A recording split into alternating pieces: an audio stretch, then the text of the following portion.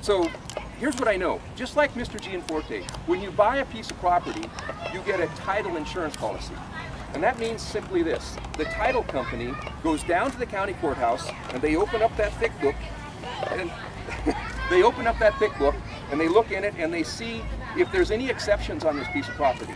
Is there an exception for a county road? Is there an exception for a transmission line? Is there an easement granted to the county for a road, or the state or the federal government for a road? Is there an easement for people to access a river or a hunting site? Those are all listed there. Now, Mr. Gianforte has said this. This is what's interesting. As a landowner in Montana, a three-generation landowner in Montana, I can't figure out what he's even saying.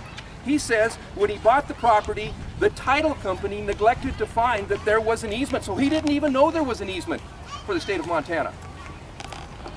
All right, when we sent him a letter back and said, here's a copy of our easement, well, this was like shooting fish in the barrel. All he had to do was call the title company and say, if in fact he's telling the truth about that, you made a mistake, you owe me $1 million. And they would have written him a check on the first day. It's like somebody shooting your horse and you suing somebody from across the state for shooting your horse. I don't know what he's doing. He's supposed to be a businessman. He's supposed to understand this. He paid money for a title insurance policy. He claims that they didn't find this easement when they granted him that title policy. That's an insurance policy that says, we checked the records and this is all the exceptions there are. If he's correct, then just go to the pay window of the title company. They're a big insurance company. They got a lot of money. They'll write you a fat check.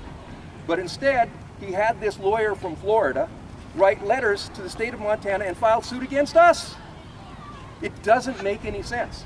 Either he doesn't understand the land ownership laws in Montana, which, you know, of course, he spent a lot of time in New Jersey. Maybe they have completely different laws back there. But either he doesn't understand our laws or he's not telling us the true story.